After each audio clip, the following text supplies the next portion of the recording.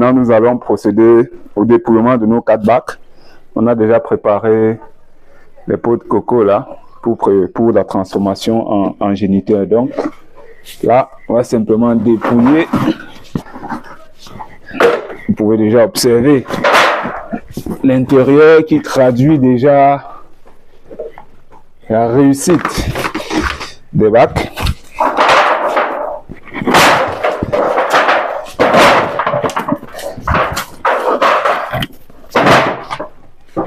Ok, là.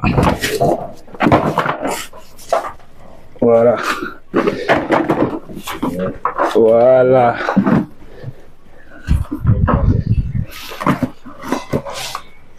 Donc là, on va simplement retourner là. Et voilà. Donc maintenant, on va mettre les gants. Ah, ça sent des gros, hein, de très gros. Voilà, je vais quand même utiliser une bassine.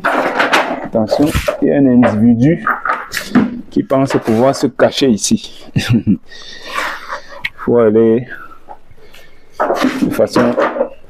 Oh là là, voilà. On va commencer là, simplement. Bon, là, je vais commencer par ici. Vous pouvez observer la grosseur. Là, c'est les bacs du 18 février. 18 février, donc on est à 18 février à 18 mars, ça fait 31 jours. 41,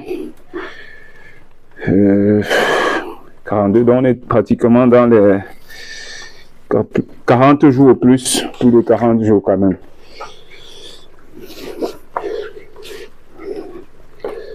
Voilà. Il faut faire le tri maintenant des déchets avec les fosses et le faire de façon minutieuse parce que ces gars-ci, ils aiment bien se cacher dans l'aliment. Ouais. Il faut faire un tri minutieux. Sinon, vous risquerez de jeter vos laves comme ça.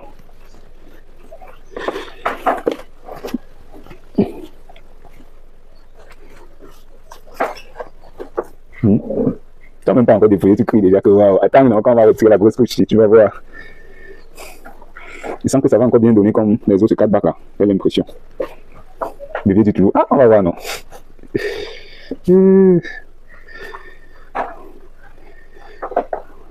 J'espère qu'on aura au moins 6 kilos dans ces 4 bacs.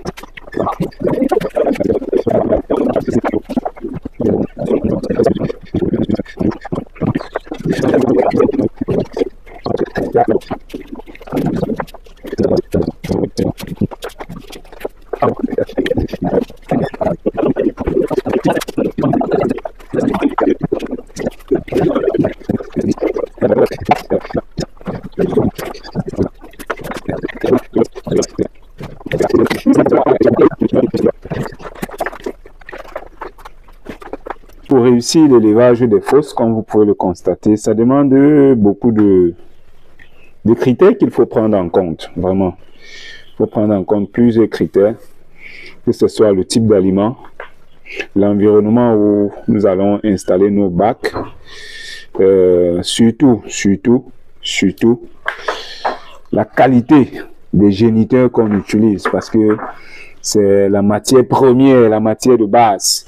Si on n'a pas de géniteurs de qualité, qu'on va le dire des géniteurs vierges, vous pouvez être sûr que vous avez déjà mis à 100%, à 50% de péril votre élevage. Si vous ne démarrez pas avec des géniteurs de qualité, des géniteurs vierges, dont vous avez l'assurance, ne soyez pas surpris à la fin, même si vous respectez les autres critères pour cet élevage, que vous ayez des résultats mitigés, des faibles résultats, et puis les rendements ne sont pas escomptés tels que vous avez prévu, c'est-à-dire en moyenne, comme la plupart on le fait, on estime en moyenne à 10 kg, 1 kg pardon, de récolte par bac.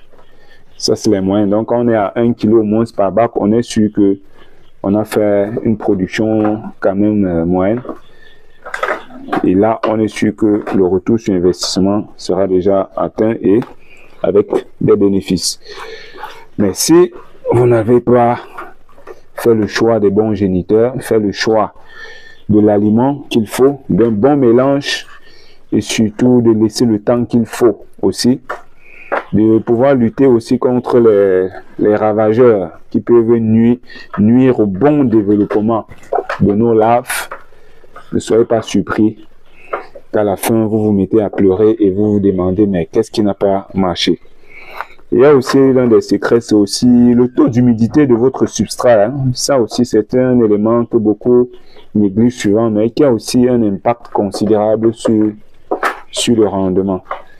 Donc, il y a tous ces petits éléments-là qui vous permettent de réussir ou d'échouer.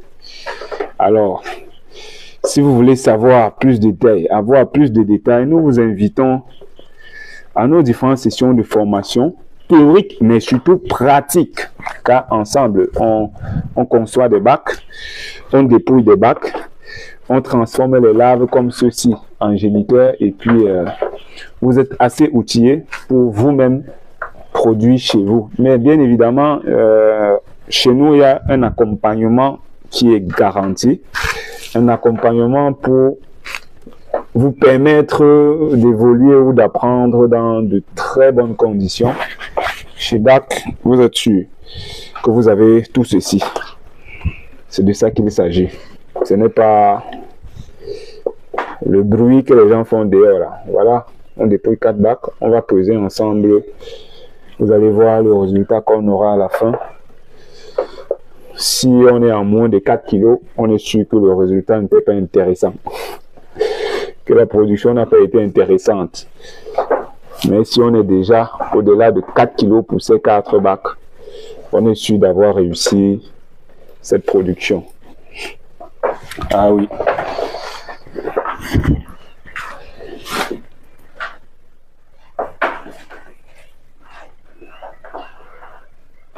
C'est de ça qu'il s'agit. Hein. C'est juste magnifique à voir.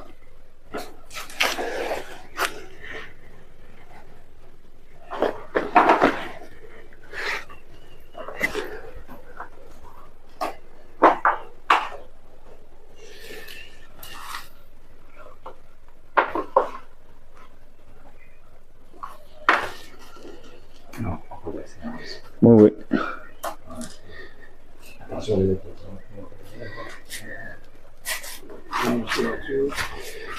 C'est pour aller vendre. Non, on va transformer.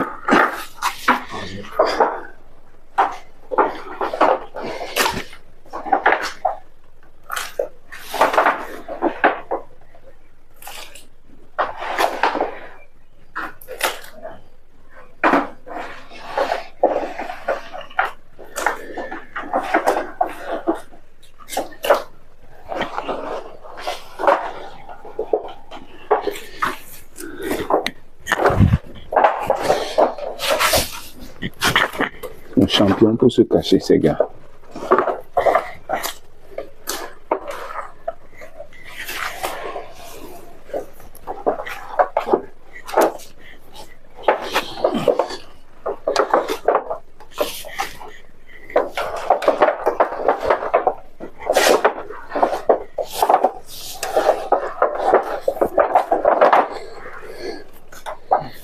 On devrait nettoyer ça correctement. 2 reprises même. Parce qu'il y a beaucoup de saleté.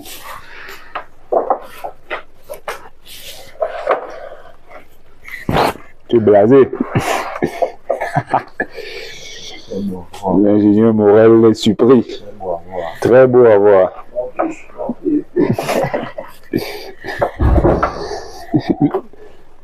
Il faut dire que moi-même, à la première expérience, j'étais tout ébloui aussi pareillement. Hein. J'étais presque traumatisé. C'était magnifique. Parce qu'on avait aussi de très bons résultats à la fois. Là, on était dans les... C'était quoi? 1,6, 1,6 kg, 1,5 kg par bac. C'était magnifique.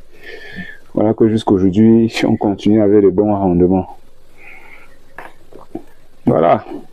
Le résultat de 45 jours. Du 18 février au 2 avril. Ça fait 45 jours. Si je ne me trompe pas. Hein.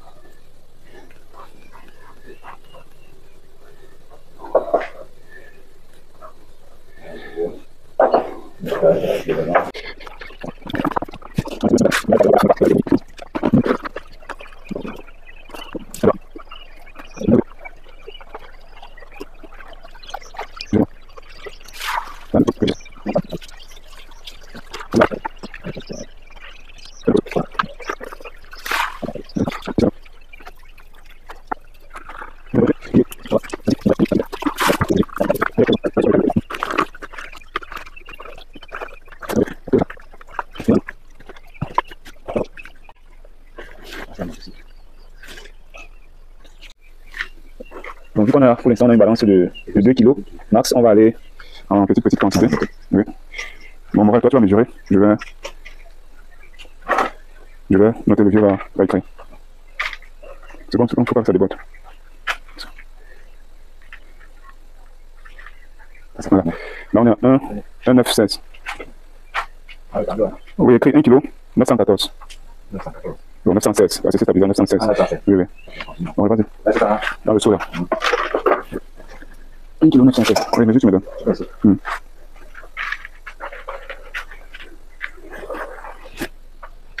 On va aller. Petit ta main. Ouais. Allez, c'est ok. 1 kg. 738, 740. 740. Ok. Vas-y. Vas-y.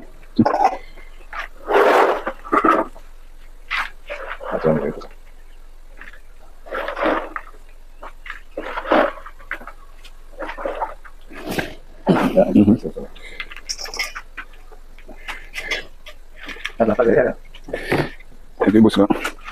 Ok, ça fait 1,648. On va additionner, on va voir ce que ça va donner.